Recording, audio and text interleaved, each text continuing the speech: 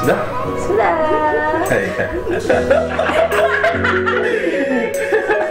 Hai, nama saya Ii. Nama saya nama lengkapnya itu Rizky Yudiansari, tapi teman-teman bisa manggil saya dengan nama Ii. Halo semuanya, perkenalkan nama saya Rizka Mutia Gustiana. Kalau di rumah biasanya dipanggilnya Ika, tapi kalau manggil diri sendiri manggilnya Ade. Oh iya. Jadi mau panggil Ade juga boleh, Dede juga boleh. Corona apanya yang kita angkat ini? Enaknya? Kurunya. Kalau mengenai penyakitnya nggak mungkin, Iya. kita bukan dokter, ya kan? Karena kesehatan. Mungkin Terus- atau kita bahas tentang asalnya nggak mungkin. Iya, Sampai kita Jangan, karena kita Pakar, bukan ya. pakar. Masa-masa sekarang ini kan orang pada mulai heboh nih, pada ketakutan, terutama tuh orang tua. Bagaimana kita kaum muda ini memberikan sosialisasi kepada orang-orang sekitar, khususnya kepada orang tua mungkin atau keluarga kita supaya nggak lebih panik. Karena kan kalau kondisi seperti ini kayaknya kalau dibawa panik juga makin bahaya juga sih kan. Alhamdulillah sih kalau bapak sama mama kan aman ya. Bapak kemarin kan sakit juga tuh. Iya. Terus kan Itu tuh bapak sakit tuh kita panik loh, seolah-olah wah bahaya ini, kayaknya corona mulai merajalela. Tapi ya mungkin itu pengaruh dari berita juga sih. Memang kadang berita itu tidak selamanya membawa dampak positif sih menurut Ii. Kalau dulu pertama-tama berita corona ini muncul kan Bapak Joko Widodo itu tidak mau memblow up data-data terdampak dari virus ini. Makin kesini berita itu setiap harinya akan tetap diekspos gitu supaya masyarakat itu bisa lebih aware dengan keadaan akibat dari virus corona ini. Jadi orang-orang jadi lebih panik gitu. Jadi orang jadi lebih was-was nih, yang punya worry lebih itu jadi lebih takut, lebih deg-degan, lebih panik segala macam, jadi bingung mau ngapain. Kalau bisa kita ambil positifnya sebenarnya, kalau misalnya kita lihat data seperti itu tuh harusnya kita bisa lebih aware itu terhadap apa gitu. Virus corona ini ternyata bisa memakan korban tidak memandang bulu gitu, siapapun bisa kena, mau tua, mau muda, mau yang sehat sekalipun dia kena, namanya juga virus. Karena kita sebenarnya obatnya juga kita belum tahu, jadi lebih baik mencegah daripada mengobati. Antisipasinya seperti apa? Seperti yang sudah diinfokan oleh WHO, cuci tangan, pakai masker, harus mawas diri lah intinya. Kita harus bersih, menjaga lingkungan. Kita nggak tahu virus itu datangnya dari mana. Karena kita hadapi ini bukan dalam bentuk fisik yang bisa kita lihat. Kalau bisa kita menjaga diri dengan yaitu tadi rajin cuci tangan, jaga jarak dengan sesama. Tidak tahu ini orang tuh kena virus atau enggak, tapi sebisa mungkin kita ya jaga jarak dengan siapapun. Cuman ini yang menjadi kendala kita ketika kita melihat informasi. Kadang di situ yang harusnya kita memiliki sikap yang lebih aware lagi sih, terutama kita nih kaum muda yang memang lebih tahu itu tuh dampaknya seperti apa. Ya memang nggak bisa tuh ya kita itu menginformasikan ke semua orang, tapi mungkin bisa dari skala kecil, dari keluarga. Kita harus bersikap seperti apa, seperti yang Ii lakukan, menyemprot setiap orang yang datang menggunakan disinfektan, dan itu udah berlaku hampir 2 bulan. Dan memang kalau nggak seperti dari diri kita sendiri ya memang agak susah. dari ASI ini sebenarnya kekurangannya itu di masalah literasi. Tuh jadi banyak sekali orang-orang yang tanda kutip sih sok tahu. Yang harus digarisbawahi sebenarnya bukan dia kayak ini kayak film-film terus kita keluar itu harus pakai masker oksigen. Jadi kayak semuanya itu di udara ini virus semua, enggak. Iya. Yang jadi poin pentingnya dilarang terlalu berdekatan, jarak 1 meter atau sampai 2 meter. Menurut penelitiannya kalau bersin atau ngomong itu bisa sampai 1-2 meter. Bersin di dalam ruangan itu bisa satu ruangan itu tersebar dengan cepat. Menjadi isu tentang orang-orang tua. Ada yang panik, ada yang biasa aja.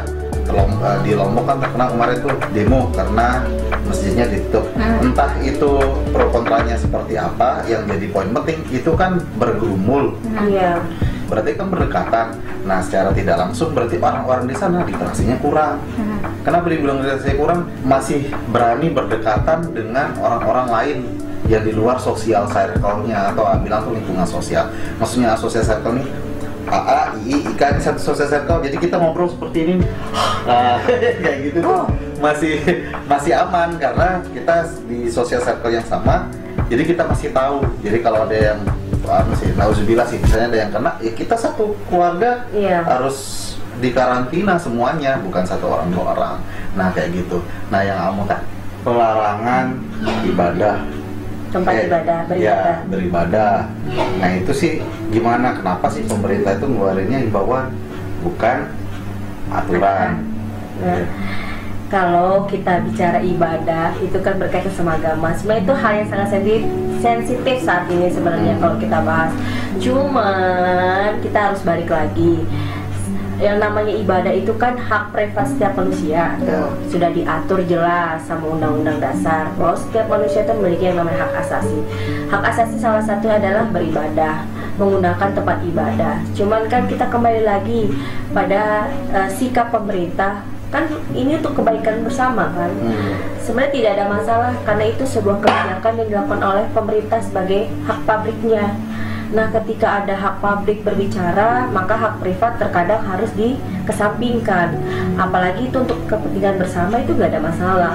Toh juga ya kita nggak mau bicara agama ya, karena kan bukan kapasitas kita lah. Ya itu kembali lagi ke pemikiran setiap individu sebenarnya. Kalau menurut I sendiri itu tidak ada masalah sih. Dengan adanya himbauan seperti itu, kenapa tidak dijadikan aturan? Karena memang kalau suatu yang namanya agama itu tidak bisa diatur, karena itu hak prerogatif setiap manusia. Makanya keluar himbauan. Iya, yang diberikan Undang-Undang Dasar kan hak asasi manusia untuk beribadah, ya kan? Selebihnya adalah bagaimana cara mereka beribadah, yang kembali lagi ke individu masing-masing dan agama masing-masing. Oh, Ika kan yang paling bahaya sebenarnya karena dia diperbankan ketemu sama Lebih banyak orang. banyak orang. Sebenarnya gini, kenapa kita ini sebagai garda paling belakang untuk melayani masyarakat dalam hal apa gitu? Pelayanan masyarakat masalah gini, karena kalau misalnya kita mau belanja kan kita butuh duit nih, duit Ya. intinya pakai Yes. duitnya, fisik uangnya kan ya, fisik uangnya gitu. Kalau misalnya zamannya PSBB udah berlaku PSBB nih, otomatis kan orang datang ke bank nih agak was-was gitu, lebih lebih kayak aduh males nih ke bank, tapi butuh uang gitu. Jadi itu yang bikin kita sebagai orang bank tuh harus berpikir lebih keras bagaimana melayani masyarakat yang dalam kondisi seperti saat ini gitu. Iya sih ya, mulai dari diri pribadi sih. Bagaimana menjaga diri dulu, keluar menggunakan masker, terus keluar pun itu nggak setiap hari, jadi keluar tuh memang dalam keadaan genting aja, penting-penting aja, kayak belanja bulanan atau mungkin belanja makanan yang memang hal-hal penting, atau urusan kampus baru keluar. Kalau enggak ya nggak usah keluar deh, mengurangi kan, karena kan kita nggak tahu nih kita ketemu siapa, ternyata dia habis ketemu siapa, nanti dia habis ketemu siapa, itu yang kita khawatirkan. Nah, baik mengurangi. Terus kalaupun di rumah ya kayak dibilang selalu menggunakan disinfektan, siapapun datang kita ya semprot lah, karena kan kita nggak pernah tahu orang dari mana membawa virus atau tidak. Sebenarnya itu bukan bentuk ketakutan ya, tapi bentuk mengawas diri aja sih, lebih mengikuti apa yang disampaikan oleh pemerintah. Kan pemerintah lebih tahu kan yang lebih baik untuk kita tuh seperti apa. Kalau bisa kita kembali ke diri pribadi masing-masing. Nah, kita pun yang sudah mungkin lebih banyak membaca ya, memberi informasi kepada orang tua itu yang baik dan benar. Jangan sampai kita memberikan informasi itu yang salah. Misalkan gini, kita kayak mama kan setiap hari nih baca corona, bertambah lagi nih, bertambah lagi. Akhirnya mama nih waktu bapak sakit kan lihat kan nggak mau tidur barengan, katanya virus, bapak batuk-batuk, wah bahaya batuk. Nah itu tuh tempat kita memberikan informasi yang benar. Kita pun juga harus bisa menyikapi ini tuh dengan tidak membawa kepada dampak buruk, stres. Karena stres itu juga sebenarnya jadi salah satu virus itu cepat menyebar di diri kita sih. Selanjutnya kita harus menjaga namanya imunitas tubuh kan, makan makanan yang sehat, mengurangi jajan di luar, mengurangi makanan-makanan yang ya ini kan seperti anggaplah ini seperti kita belajar hidup sehat lagi kan. Sebenarnya kalau itu melihat ini tuh nggak jadi satu hal yang selamanya dampaknya buruk ya, karena ada hal-hal yang positif sih. Ya kayak tadi bilang, orang-orang jadi lebih aware terhadap diri pribadinya, lebih menjaga kesehatannya secara pribadi ya. Terus lihat udara itu kayaknya lebih enak aja gitu udara di luar. Ya seperti itu sih. Kalau kita selamanya membawa ini kepada ketakutan itu yang harus kita hindari. Ya itu memang katanya jangan takut. Ya, jadi ada dua di sini, jangan jadi agen MLM-nya corona. Ya. Ya kan? Dapat sini nyebarin. Ya, ada kaki-kakinya dua tuh. Ya. Nyebarin. Nah, tapi jadilah agen pemberitaan positif. Nah, terutama nih yang sering baca, kalau mahasiswa ini jangan sampai dia nggak bisa menyampaikan informasi ke orang tuanya. Kekurangannya itu kurangnya komunikasi antara anak sama orang tuanya. Anaknya sebenarnya tahu masalah itu, tapi pemikiran orang tuanya juga berbeda dan tidak disampaikan sama. Apalagi mahasiswa nih, itu memang tugasnya yang ngasih tahu biar tuh orang tuanya jadi ngerasa aman. Kita kan berdasarkan referensi, nggak bisa kita bilang baik atau buruk. Nah, sementara ini yang kita dapat informasinya itu sangat berbahaya. Kita sehat seperti ini belum tentu sebenarnya sehat terus. Siapa tahu bisa menyebar ke orang lain terus ya, jadi sakit. sebagai carrier Katanya kan. Apalagi kan literasi yang salah itu, lihat sekarang berita-berita jenazah tidak diterima lah. Terus mereka yang memang sudah kena virus corona dan akhirnya sembuh tidak diterima lagi di lingkungannya. Nah, itu juga dampak dari salahnya literasi. Tidak ada satu manusia pun yang mau terkena virus. Padahal kan kalau misalkan ini berita, ya kalau kita balik ya, sebenarnya berita corona ini kembali lagi ke informasi menjadi heboh. Padahal ya kalau kita bicara penyakit kan masih banyak penyakit lain yang lebih parah kan. Tapi ya mungkin itu kembali lagi informasi yang begitu masif, wah banget gitu, itu yang membuat orang tuh jadinya ketakutannya lebih tinggi.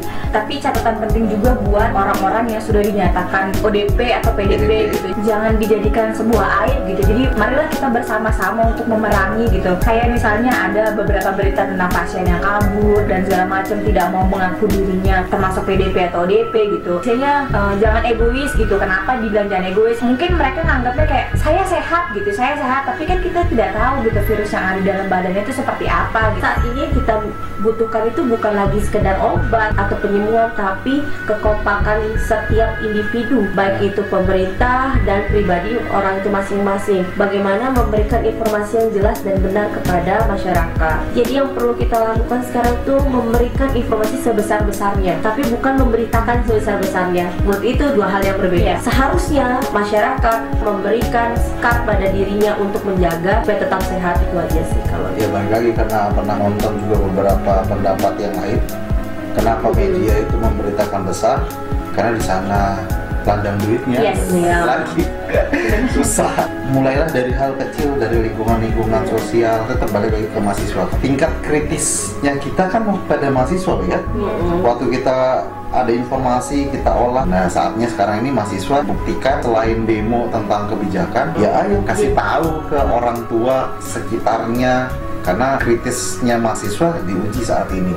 Carilah informasi sebaik mungkin, sampaikan sebaik mungkin. Penting sukses akalnya lindungi. Jadi agent of prevention. Memang sekarang yang kita butuhkan tuh kekompakan sih. Di luar bagaimana virus itu akan pergi, kan kita bilang tadi di awal, ini salah satu musuh yang sangat-sangat luar biasa karena tidak terlihat oleh kasat mata.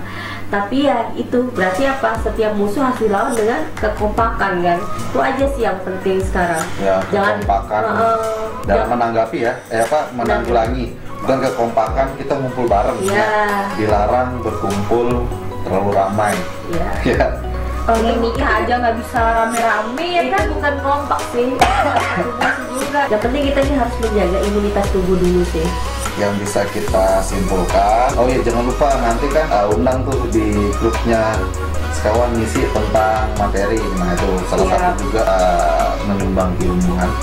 Jangan jadi agen MLM-nya corona, tapi jadi agent of prevention.